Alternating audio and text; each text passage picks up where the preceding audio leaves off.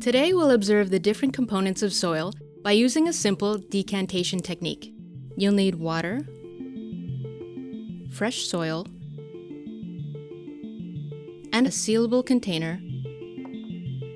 Begin by carefully adding your soil into the designated container. Next, pour the water and seal the container. Note that what's important here is to have a ratio of approximately 1/3 soil and 2/3 water rather than absolute values.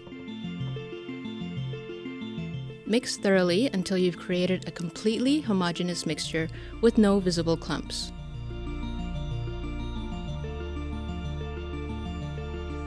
Within minutes, you'll begin to see larger, heavier particles settling at the bottom.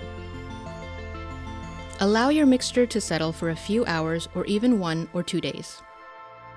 The longer you wait without disturbing it, the more defined your layers will become.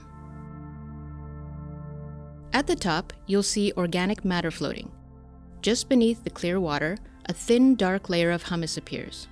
And below, you'll find layers of increasingly coarse mineral particles: clay, silt, sand, and sometimes gravel at the very bottom.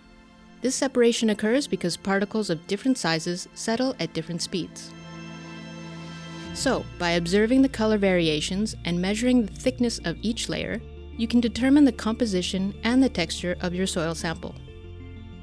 If you want to extend the experiment, you can try comparing soil from different locations and see how the layers change.